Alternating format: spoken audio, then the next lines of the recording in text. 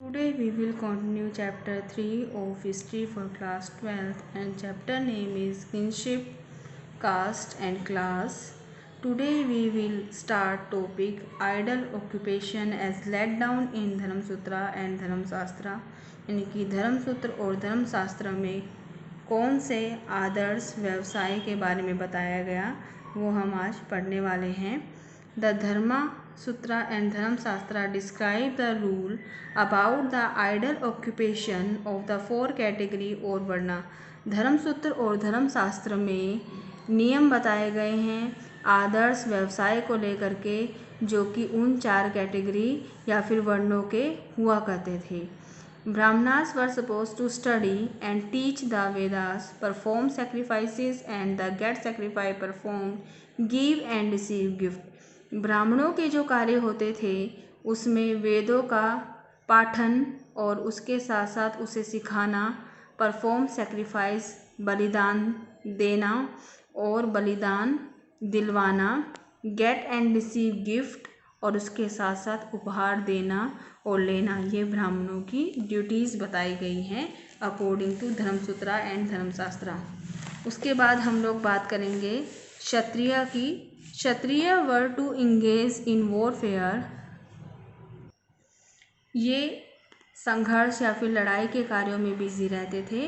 Protect people, लोगों की सुरक्षा करना, एडमिनिस्ट्रेट जस्टिस, प्रशासन के कार्यों में हाथ बटाना और न्याय करना। स्टडी द वेदास, वेदों की स्टडी करने का इन्हें अधिकार था और उसके साथ साथ ये बलिदान भी दे सकते थे। एंड मेक गिफ्ट, यानी कि दूसरों के लिए उपहार देने का कार्य भी इनका होता था। The Vaishya were expected to give gift, get sacrifice perform and study Vedas in addition to engage agriculture, pastoralism and trade. वैश्यों का जो सबसे मेन काम होता था वो होता था खेती करना, पशु पालना और व्यापार करना। इसके अलावा गिफ्ट देना भी इनका एक कार्य था। ये भी बलिदान जो हैं वो दिलवा सकते थे, परफॉर्म कर सकते थे। स्टडी वेदास, वेदों की स्टडी करने की अनुमति भी इनको थी, लेकिन मेन कार्य इनके एग्रीकल्चर, पेस्टोरलिज्म और ट्रेड था। Shudra were assign the job of serving the three high varnas. शूद्रों के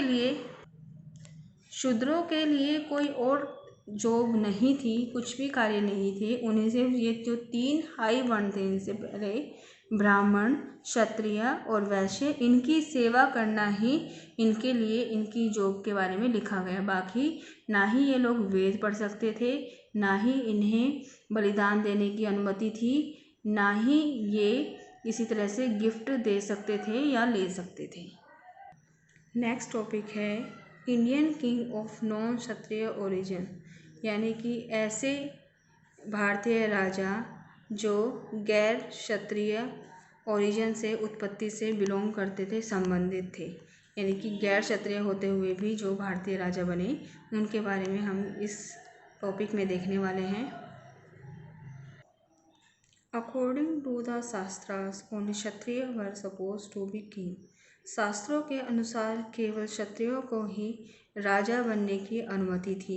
but it is observe that any person who is able to muster support and resources and need not to depend on theory of birth.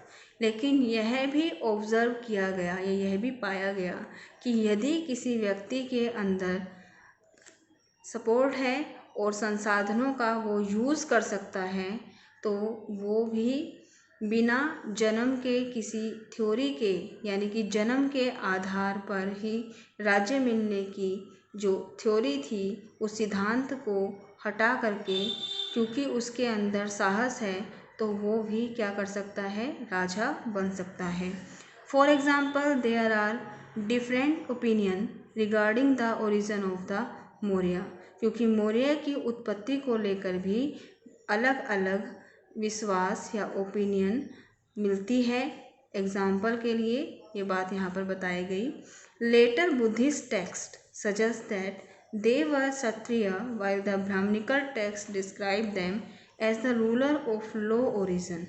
जो बौद्ध text था, यानी कि जो बौद्ध ग्रंथ थे उनमें कहा गया कि मौर्य जो थे वो क्षत्रिय थे, जबकि ब्राह्मणवादी ग्रंथों में कहा गया कि वो निचले जाति से बिलोंग करते थे, संबंधित थे। The immediate successor of Mauryas were Sunga and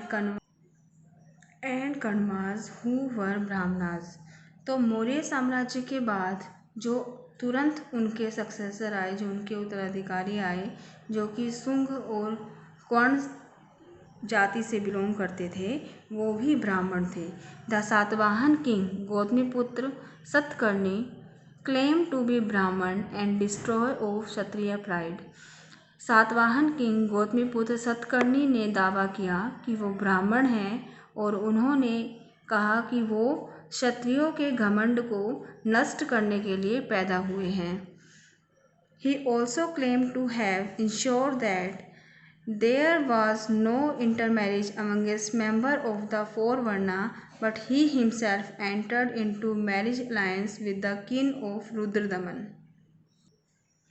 उसका दावा था कि जो अलग अलग जाति या वर्णों के मेंबर हैं वो आपस में इंटरमैरिज नहीं कर सकते, लेकिन उसने यह भी कहा कि वो रुद्रदमन के परिवार में मैरिज यानी कि शादी के द्वारा संबंध स्थापित करने के बाद शामिल हो सका। From this example, we can assume that integration within the framework caste was often a complicated process। तो इस उदाहरण से हमें इस बात का पता चलता है, हम इस बात का पता लगा सकते हैं कि जो जाति का बाहरी ढांचा था वो बहुत ही कॉम्प्लिकेटेड प्रोसेस से बना हुआ था, यानी कि कहीं पर तो जो नियम थे वो पूरी तरह से फॉलो किए जाते थे और राजघरानों के अंदर ये नियम जो हैं फॉलो नहीं किए जाते थे। अब नेक्स्ट में देखिए, the Satavahana claim to be Brahmanas whereas according to the Brahmanas kings और टू हैव बीन क्षत्रिय। सातवाहनों ने क्लेम किया, दावा किया कि वो ब्राह्मण हैं और इन्हीं ब्राह्मणों के अकॉर्डिंग ये कहा गया के अनुसार, यानी कि ब्राह्मणों के अनुसार ये कहा गया कि राजा जो हैं वो क्षत्रिय होने चाहिए। They claim to uphold the fourfold varna order but entered into marriage alliance with people of other cast.